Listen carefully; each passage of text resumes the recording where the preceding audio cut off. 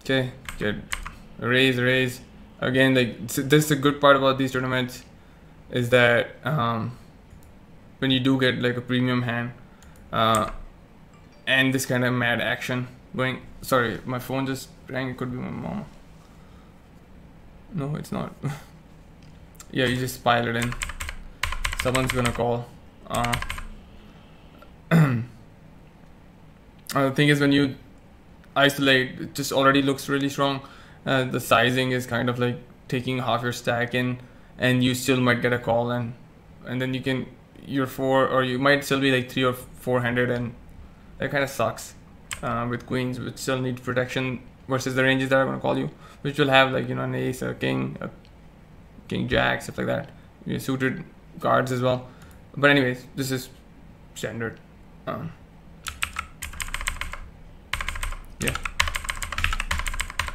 Yeah. Alright, we gotta get to my pace because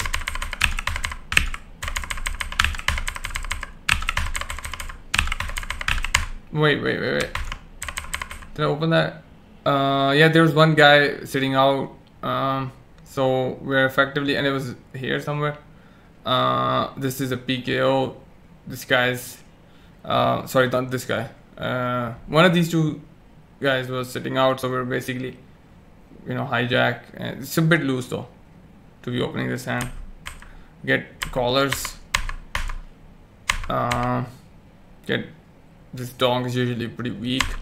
Got a call. I think sometimes you can just fold this multi-way, to be honest, now that I look at it. Yeah, not being results oriented, I think the ace of spades is what should keep us in the hand, not the 5 of spades. Although having one over to the board versus say something like a gutter ball or something is better. And having a flush draw with that over is even better. But that's heads up, not multi-way.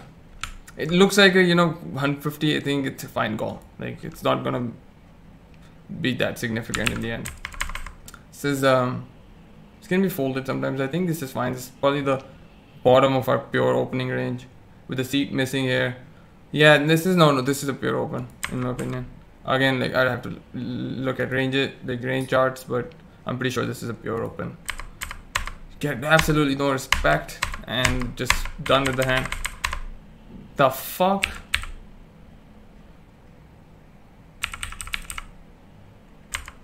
So I check, and then this guy just puts out like a small bet and end up. Yeah, this is a pretty big punt. So if I look at some that how you saw my middle position, win rate wasn't good. Probably this hand has a lot to do with it, especially with the big blinds being when you have a big stack pots and your multi-way pots get big and you've got a lot of big blinds. This is basically 40 big blind pot, right? This might be a mix. This might just be a fold sometimes. We flop set and we bet. I guess this is kind of, I don't like this sizing, but again there's you can think of it this way. We should bet small. We do need to get stacks in, and some of them are over 300 big blinds. Every one of the stack is over 100 big blinds. We're betting into 3 players on ace 10 3 two-tone board. We unblock the suits. The 3 of diamonds is not really that relevant of a suit. It's 3 players, and obviously we're not going to bomb this bet, but we're going to look so strong anyways. Then might as well just bet somewhat, over half, 50% pot, because we're looking, any bet's gonna look strong anyways, and we are targeting a strong range that calls us, and we get called in 2 places, and this is pretty trashy turn. Although we get like we can't fold here. The price that we're getting, we're still gonna have the best hand a lot of times there, and this was a pretty sick river. The only saving grace is that's one of the best suits that can drop on the river. That card, though, in general is pretty outlandish, but what I figured was if he has queen jack, he already had us on the turn, So it's kind of irrelevant, but he can also have some 9s in his range. Obviously he can have 10s, definitely not aces or kings, or he can have a lot of 2 pairs as well, like ace 10, because he just flattered my open, right? So his range is kind of capped, and he's just giving us the right odds. Can we 2-bet here? I don't think so. We don't need to. Think when we 2-bet here, mostly we're gonna be called, or if he raises us, we have to fold, and we're gonna be called by hands that are relatively strong, even like small flushes, and we're gonna fold out Jack 10 all the time. So it's never gonna be like a hand that, it's hardly ever gonna be a hand that we beat. Okay, it's relatively great, decent hand, but like this is, I mean, like post flop bet, man. Cramming 100 big blinds to 1 raise is not the stuff to be doing.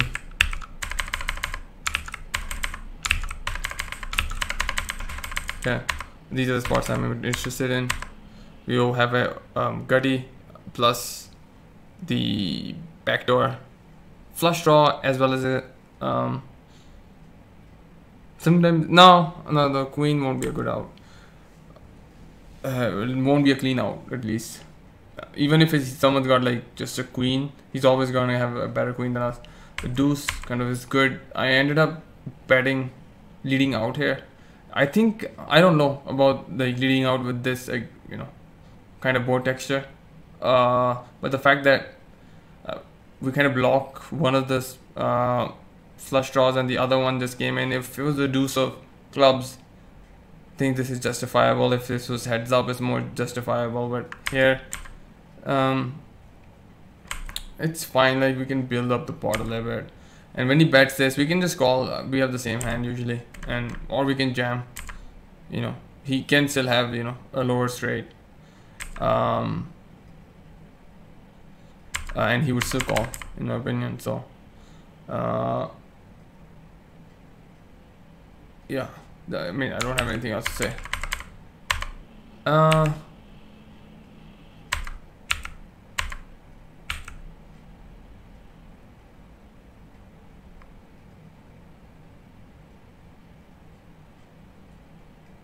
Oh, okay. I didn't see that this was a limp, and this I thought this was like 12,000. I was like, what the fuck am I doing?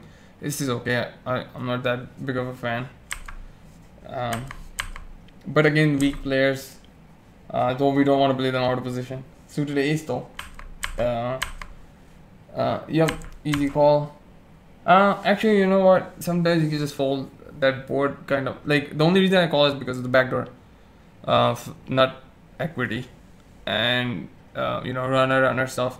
You can spike an 8. We can sometimes ace 8 will be good, but this board hits his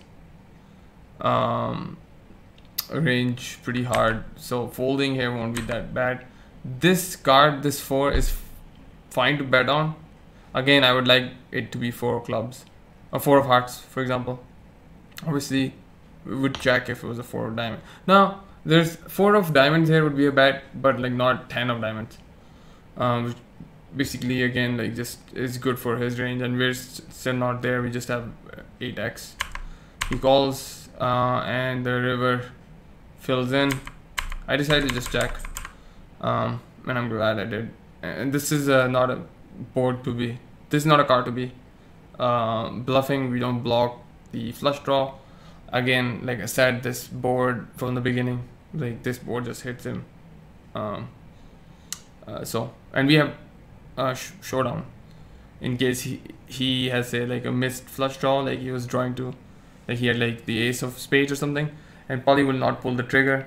But usually will be like, he'll probably have a like 1 pair type hand here a lot of times. And yeah, since we unblocked the flush, the only thing is that he's not going to play a flush like this, and I can't tell you how he's going to play.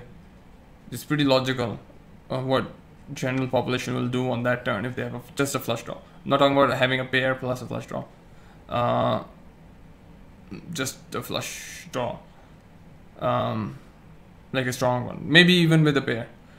I think it'll be the same. This is not the line they would take usually, but that's why I said you'll mostly be confronted with like king queen. Sometimes just trip queens, king X. Sometimes lower pairs, but again, we don't be nothing, right? This is fine. We get called out of position. We're gonna see bet, take it down. Easy game. Whoa. Oh, okay. No, this is fine. We're just isolating a limper. Get just shelled upon, and gotta get out of there. This is fine. This is normally a 3-bet. Again, we're just getting stations like pre-flop. Like what people don't understand is like when you call a 3-bet with the person behind you. Yes, some people call it a passive play. That's pretty strong in my eyes. You're calling okay, and it was an ISO. Sorry. No, it was a 3-bet. I don't know. Yeah, it was a 3-bet. People don't understand, like even when you call a 3-bet out of position, again, it's considered passive. It's actually pretty aggressive. And we'll go to this hand and do part 3. Can't fold. Oh wait, he jammed. I don't think I can find a fold here, man. I think he's gonna have a lot of draws. We've got the blockers to straights. We've got the nut equity. We've got runner. Well, yeah, runner straight. We're gonna be ahead here sometimes, and I don't know what his bounty was at this point. Can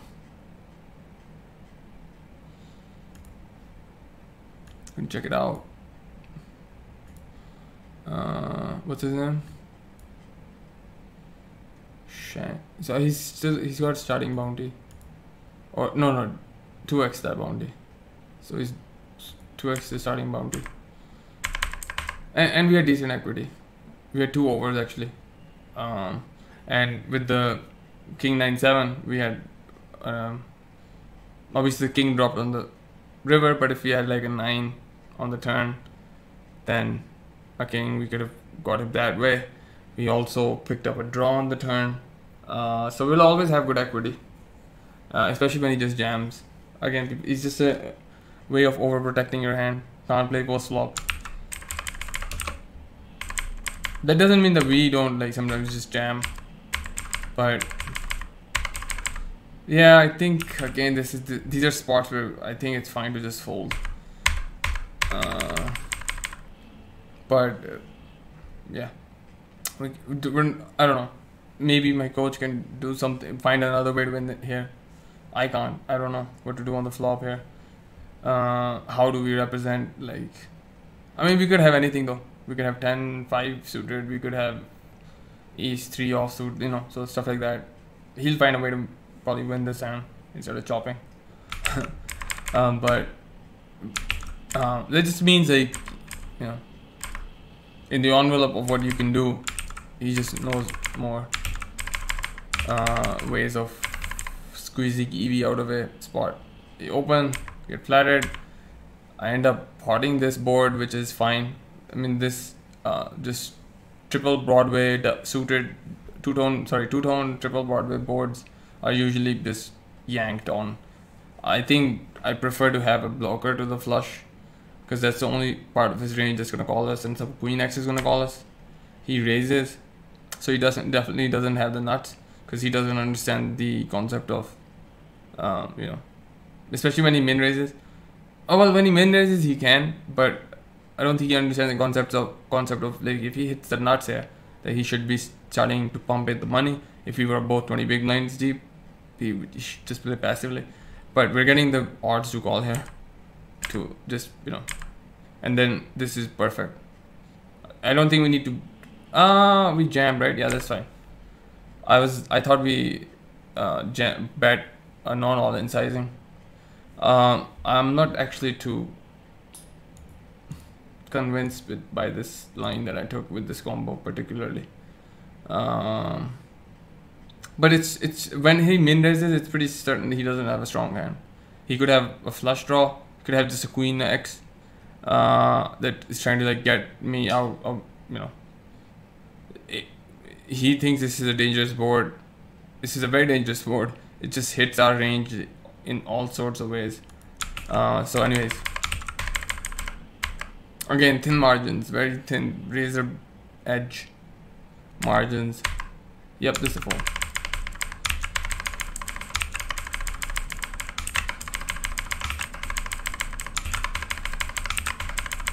Okay. Yup. Well, I'm gonna get paid. How many big ones do you have?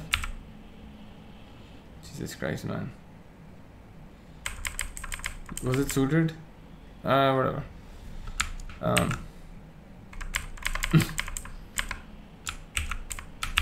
It's not that bad. Yep. Damn, man. Oh, thank you. Oh, thank you. Oh, this was, I remember this was a huge pot. And this was insane. Because if you actually look at my equity on the flop, it's not that good. Holy jeez. Holy fuck. Because I think, well, I'm just gonna open these hands. Oh, wait, hold up. I thought, sorry, it's just a new interface. New, maybe some, I could just go in options, but anyways, there's a flush draw, there's a set of eights, there's also a gutty, I think. But we survived all of it. We survived this. I mean, he needed quads. Obviously, this guy was pretty dead. This guy had peak equity versus us, but we did have outs. And yeah, this guy had basically a gutty. So I think I was like 50% on the flop or something like that. More than that with the set, I think. Definitely more than that. But yeah, that's a pretty nice three-way booty collection. The post office, running that post office like a postmaster. And I ain't talking Postgres SQL. This is pretty bad. I don't know, it was close to, no, it's not close to the money. This is a bit too much. I think this is like ace 10 is the bottom of our range, and jamming ace 9 offsuit. It's not a big mistake, but still a mistake. I think there's the, I'm sitting by the restroom or somewhere, I don't know. There's people. Yeah. I mean, it's cooler, but because you could just have king queen here, but yeah, definitely not well played. He had decent bit of okay, yeah, this guy had a huge bounty on his head, and also this guy with the 63, he has, just remember, he has a huge bounty. So I end up calling. I think like the here we're not getting 1.2 to 1. I at the point I calculated, because his bounty was more than the buy-in, so you have to add about, what's the part? You have to add 40k in this part, or more than 1/3 of the part more. So we basically have to call what, 59 to win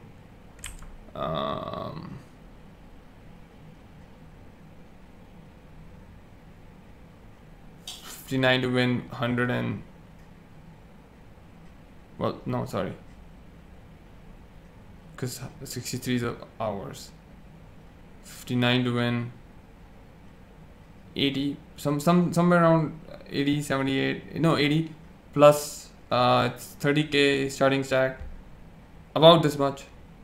So if you call 63 to win, so we have to win, there's a bounty with like you know, like this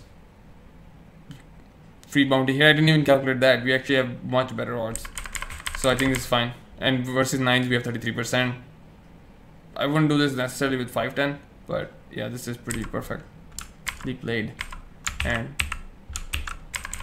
it was like a huge bounty scenario. I think jamming this kind of board where he has a lot of draws, you get called. by just top pair, and I guess gutty. Slamming it in. Nice hand.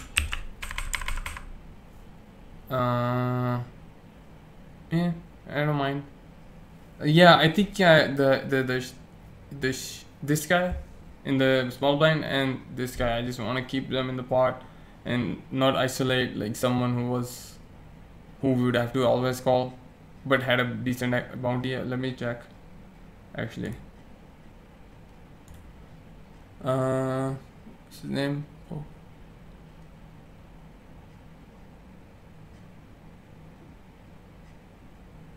Okay, it's the big blind who has the most, and I want to play pots, and if with this even though it's 3x, this guy's just gonna get involved in this pot, which is great for us. And then he puts out a 10th for bet, and I raise to his I'm calling this guy off. I think this is kind of bad because this makes his fold easier, and he's gonna fold a lot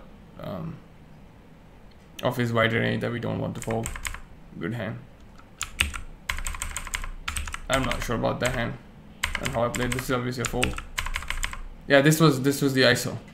This is an ISO. It's not a 3-bet. This guy was like A2 sauce to 3-bet. Wow. It's not 12 o'clock yet. Cool, bro. Yep. Easy call. This guy's just overcalling everything. Actually, it was we only got spiked on the river. We had him most of the way. Oh, I guess not this guy, but yeah, I forgot about that. But the guy who was chatting shit was actually not even the head. Had a lot of equity though. But yeah, like look at this is what I'm basically doing. I'm isolating a very weak range in position, although this is just a stupid hand to do it with, but the concept is pretty rock solid.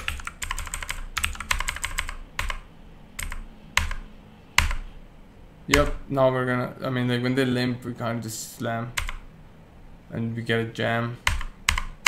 Easy game. It's fine, whatever. I don't understand why he would just not just overcall and then just jam. Makes no sense. It's a fold, yep. This is a fold. Here's min whatever. Decided to just call here. Call this bad. Jack. Pretty bad. Turn and river. River at least. End up calling and slam. But I'm glad I didn't 3-bet. I think this guy 4-bet jams and we have to call and we lose more. It's fine. This is kind of tilty. No, again, it's a limp. Sorry. I keep thinking I'm 3-betting with like these nasty hands. I think isolating these limpers is fine. We flop. It's a rainbow board, which not anybody really hits. And small bat with top pair, decent kicker, rainbow board. Great turn. Well, decent turn. Although since it's a rainbow board and we kind of don't block any 7x, and he can have some suited 7 is suited Broadway with a 7. So it's not that good of a turn, and also the only good part is it's hard. So like there's flush draws in his range. He bets this half pot bet. We cannot fold. Try finding a fold here. And then we put out a blocker bet on a completely random Jack X. Which is, I mean, the only thing he can be floating here on the flop would be like Jack 7 of diamonds. He basically just presses me into a call. I don't think there's any point in jamming, and I don't think we can fold on this flop of 5, 7, 2, 7 Jack. It's actually a pretty. He's doesn't have the right suits. Like not have the club at least. not having the glove would be good here, because he's blocking me from flush draws, and he's blocking some of my bluffs here. Say like 9-10 he's blocking 9-10. He's with the queen, he's blocking actually a lot more bluffs that I would have here. So I'm very pair heavy, no flush game in. So if he does want to bluff here, it would be a jam. And I think then I probably fold, depends on how much of bounty he had, but because bluff catching is very attractive in PKOs. I'm gonna pause here and start part 3.